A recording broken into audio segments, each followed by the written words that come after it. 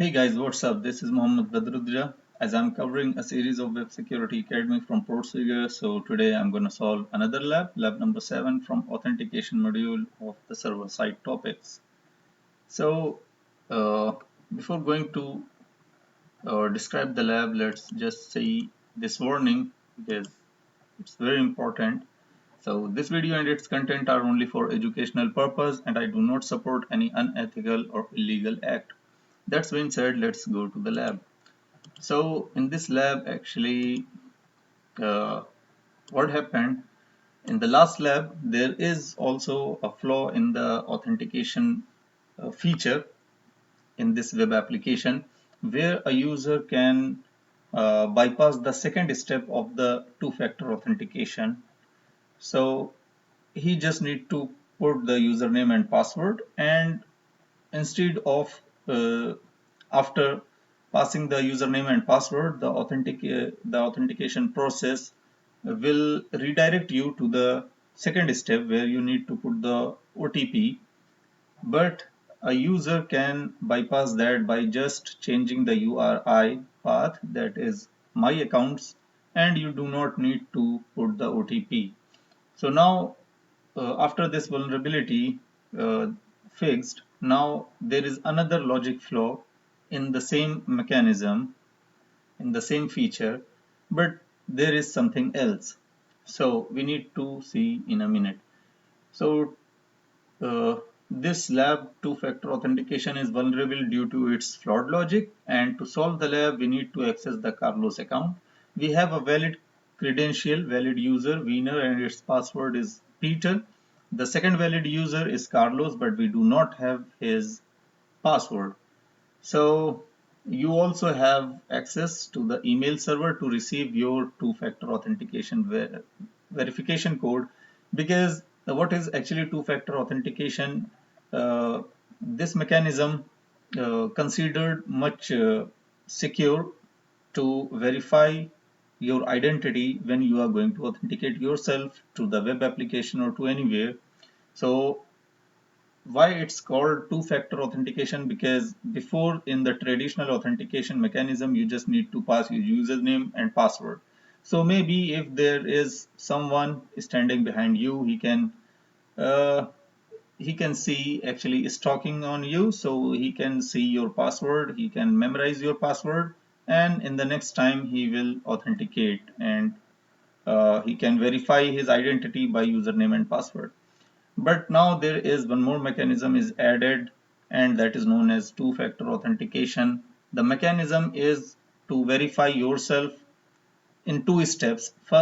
In first step, you have to pass your credentials, username and password, and in second step, the application will generate a security code for you, save it into the database, and send the same security code to your email or your mobile phone.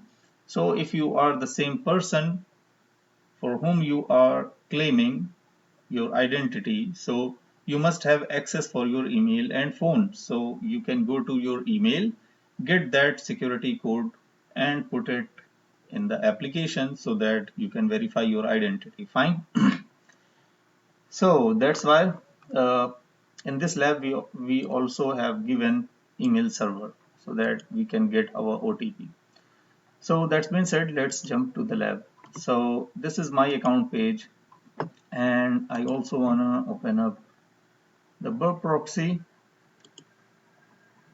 Okay, and put this here, and this is the burp proxy. Well, so now what I'm gonna do, I'm gonna log in with valid username and password, Wiener and Peter, and we will see how this application behaves. So as you can see, once my username and password is correct, so the application will redirect us to another step, that is 4-digit security code. And here you can see this is the first one was the post request, and in second step it's actually redirect to this path, slash login to, and in that step actually the application generates the OTP for you and send that OTP to this email client. So go to the email client, grab your security code and put it in this page, and if you are passing the right security code, you will be able to access your account. So as you can see, this is the 4-digit OTP. We can grab it by copy or by just writing, paste it here, log in, and application. Again, this process is the post request, and again you are redirected to the my account or user account page, and you already logged in. So this is the process, whatever I need. I'm gonna log out from here, close the web proxy from the browser, log out, and now I will go and see the request. So we have 3 requests. Here you need to pass the username and password. Then it will go to the login to page where you need to put the OTP. Once you get the OTP from the email and you put that OTP in the login to page, then this request, this post request will be generated, and you are, if the OTP is correct, you are redirected to this page, and then if it follows the redirection, then you will get your account page. Fine. So for me, actually this step is very much important, because on this step application is generating the OTP for the user. Fine. So I'm going to send this to the repeater. Go to the repeater, and as you can see, this session cookie, this cookie actually have 2 parameters. One is session and another one is verify. In verify, whatever username you put, it will generate if that user is valid and if that user is present in the database. So this application is going to generate OTP for that user. So if I say, instead of Wiener, if I say Carlos and make send, so it means now the OTP for Carlos is generated. But this email client what we have here is for Wiener. Okay. Also, we can also maybe access the Carlos account, but we do not have the password. Okay. So if we go in this email client, this will only open for the Wiener account. Fine. So we cannot grab the OTP even for Carlos. So what we need to do, we already generated the OTP for Carlos user. Now you need to brute force the OTP, same like in the classic authentication brute force attacks. You enumerate the username, then once you get the correct username, you go for the password brute force. Here, because the first step we already bypassed because we generated the OTP for Carlos, now we need to brute force the OTP. So to brute force the OTP, we need to see another request where we need to put this OTP. So this post request, I'm going to send this post request to the intruder. Go to the intruder position. We do not need all of these. So actually you need to verify this user as Carlos, and this is the OTP. So we need to brute force this. So add this as a payload 1 in this position. Go to the payload, and because these all are numbers, so you can say numbers, but there is a problem because minimum integer digits 4, if I say like this, and maximum digits are 4 and maximum fraction digit is 0. Okay, and from 0001 to 9999. Okay, and step is going to be 1. So we can brute force like this. So every time it will increase 1, 1, 1. So next will be 2, 3, 4, 5, 6, 7. Another thing, this is the sequential. If you want it to the random value, you can make it random. So as you can see, a lot of combinations, but it will check the random. Fine. There is one more option you can do, brute forcer, and in the brute forcer, take out this value from here, because you know this OTP is only the combination of numbers. So I'm gonna say just use these character sets with minimum length 4 and the maximum length 4, and just go and start the attack.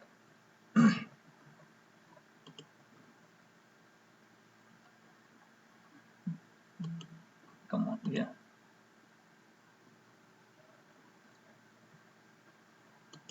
It's a bit slow today, I don't know why. Okay, so the brute force attack is started, and as you can see in the request, verify is equal to Carlos, and this is the OTP. So once we hit with a correct OTP, so the application will redirect us to the account page of the Carlos user. So we will see here 302 response for the redirection. So let it run, and we can do another thing, because the Bub Suite, this version I'm using is commercial, not the professional one. So it is going to take ages to find out the correct OTP, because maybe that OTP hits in the last part of this attack. So I'm not gonna wait, let it run, and I'm going to do what I always do with my custom scripts, because these are very good. So I'm gonna, yeah, this is better. So first of all, I'm gonna save this, Control S, in the desktop authentication Lab07.5. Okay, now sorry, user when end, and I'm gonna say Python 3. Next thing, as always, import modules. So request import sys and import URL lib3, and I'm gonna say proxies equal to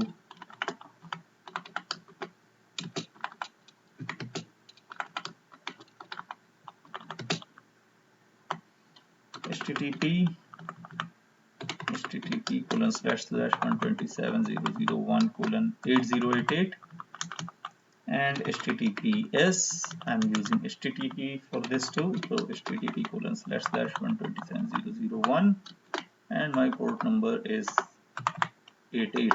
Okay, and here I'm gonna say URL lib3 dot disable underscore warnings. Fine. Now the next step is going to be to get the main function. So if name equal and like that, main. So I'm gonna say main. Fine. Now need to create a main function. So def main this. I'm gonna say if length of sys.gp is not equal to 2, then what this one gonna do, print statement, and in the print statement I'm gonna try to make understand the user how we can run the command. Example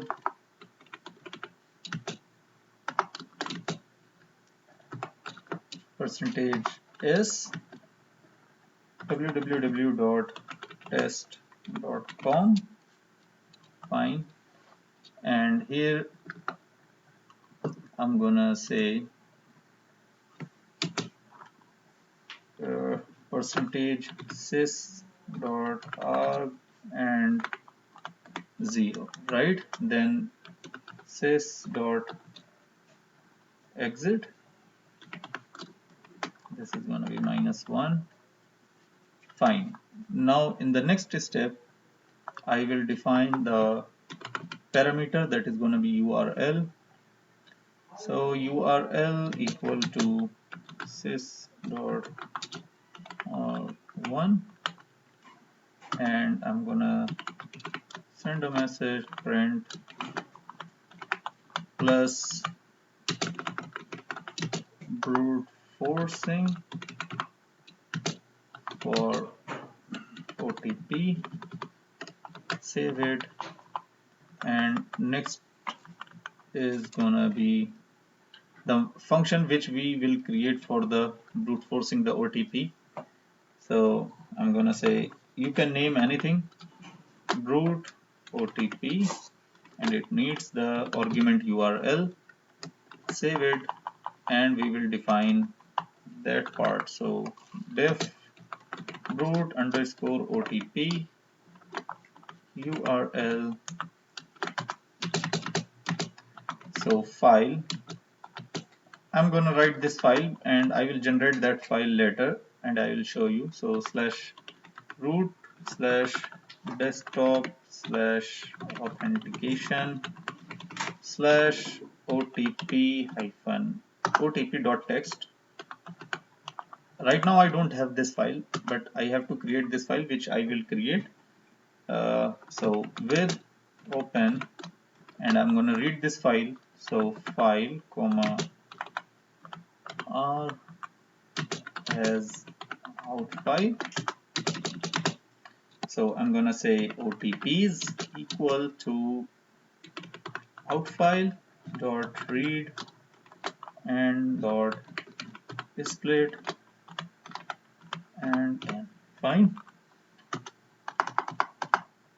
I'm gonna take it in a loop. So for OTP in OTPs, I will take one OTP from the OTPs, and then I'm gonna say the first thing is data.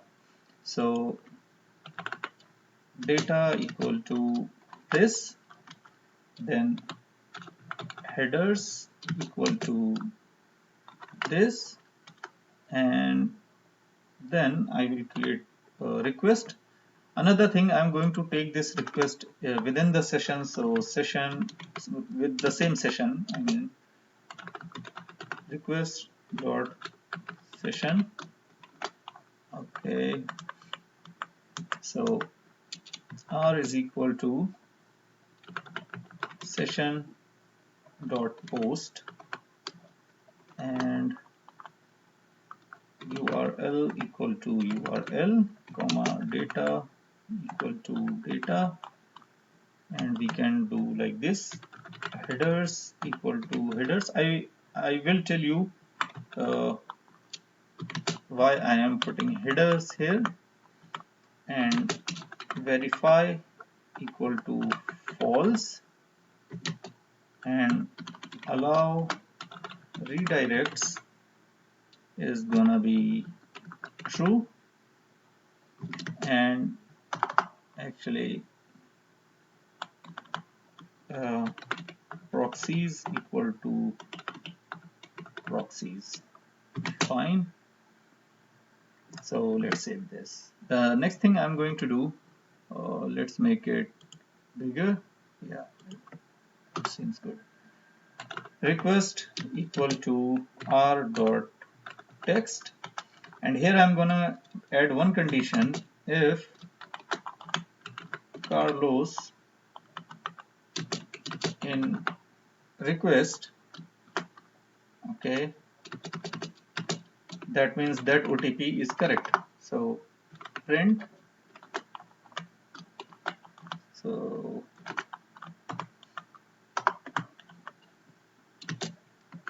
valid OTP for user Carlos is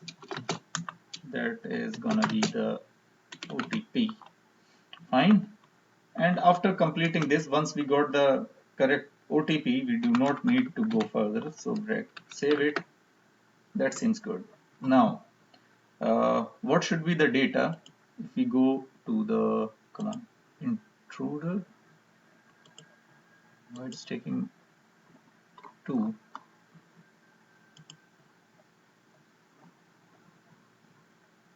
Okay, one is here, one is here. Start this one. Yeah, I need just only this. Okay, fine. So this is the data. Okay, so I'm gonna copy this. Actually OTP. So I'm gonna put this, paste,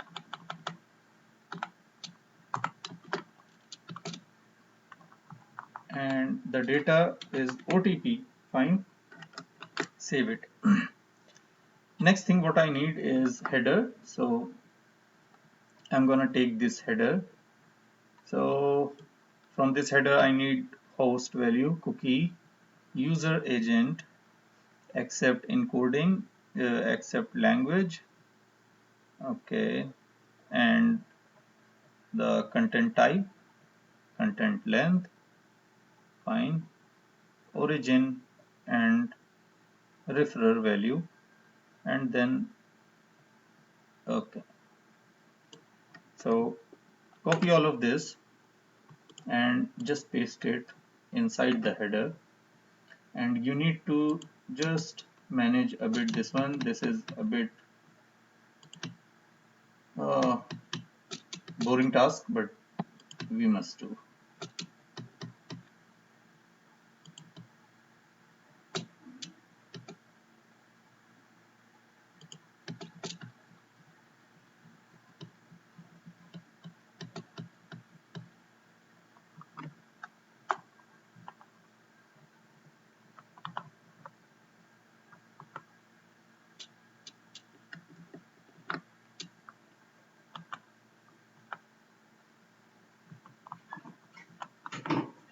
Okay.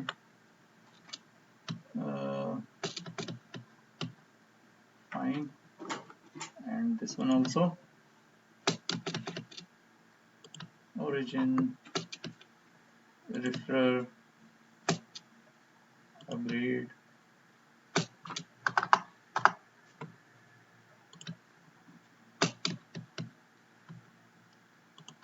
Fine, this is the last one. Yeah, okay. And now we need to put double quotes everywhere.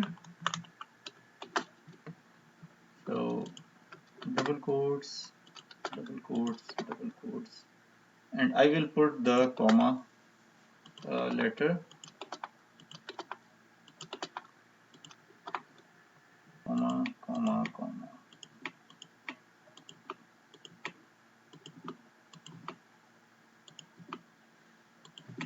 Fine. Save this. I think everything is ready. Just check one more time. So I'm gonna pass all this traffic through the above proxy. Gonna take within this with the same session brute force OTP. So I will create a OTP file of 4-digit OTPs, and I will open this file and put all the values in this variable OTPs, and then in the for loop I will call one by one each value from this OTPs and put that value in the data and pass this header.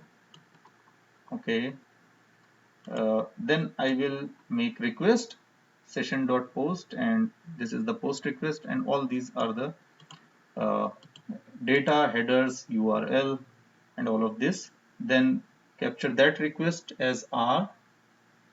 Fine. So in the request, in the response, if we get Carlos string, it means the OTP is valid. Fine. Okay, so I'm going to save this. Now it's time to generate the OTP file. So we know that this application is using 4 digit of OTP, so we can generate a word list having all the possible combinations of 4 digits. Okay, so there is a tool I'm going to use today that is known as Crunch, which is used to create the custom word list. So Crunch, and minimum digits are 4, maximum digits are 4, and I'm gonna say use these characters, use these digits 0, 1, 2, 3, 4, 5, 6, 7, 8, 9, and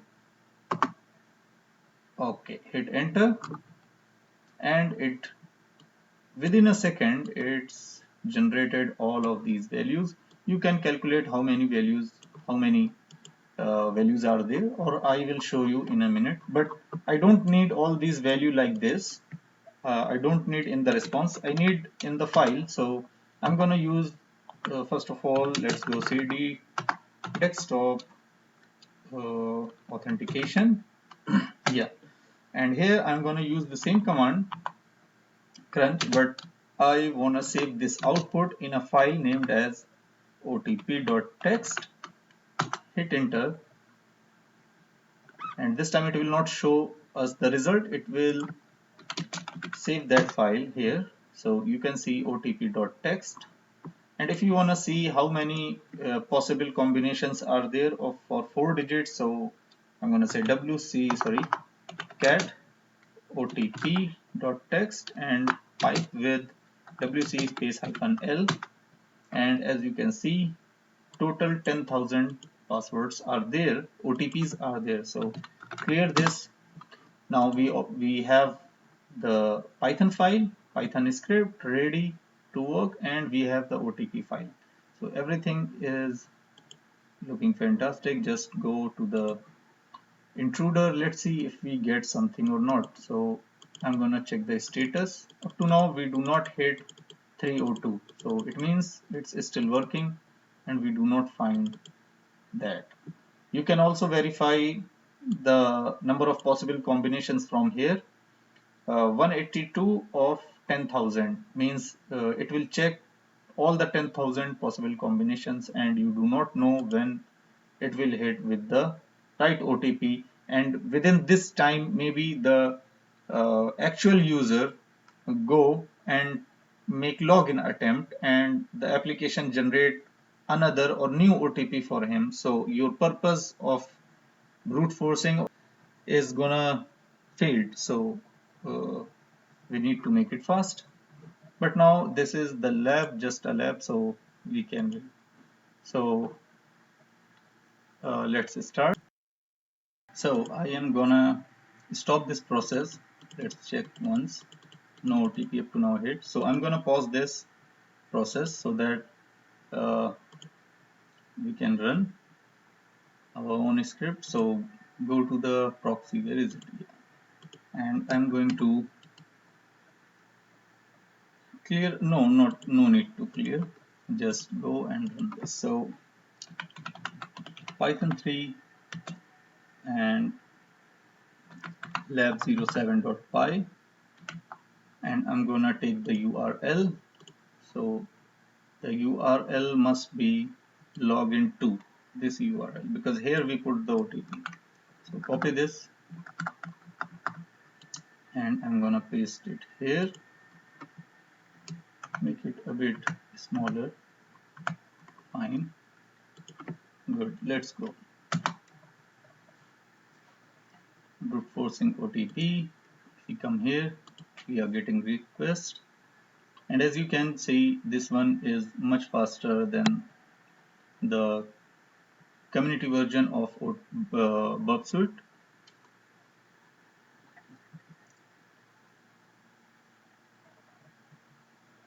So I'm going to pause the video, and once it get the correct OTP, I will come back.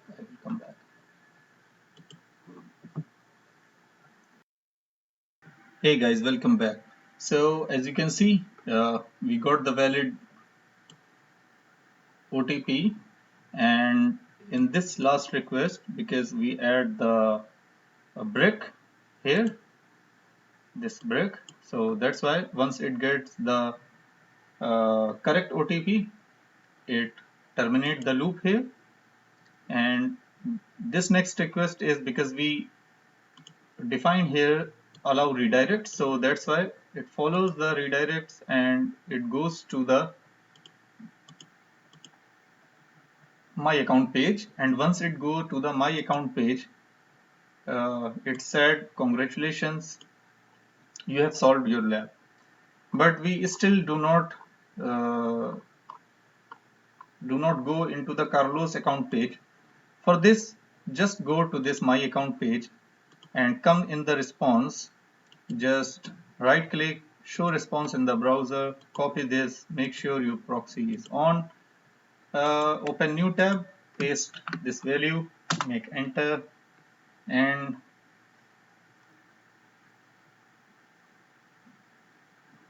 just wait a moment, and you are in the Carlos user account. Fine. So thank you very much for watching this video. Please like, subscribe and share if you find this content valuable. See you in the next video. Bye.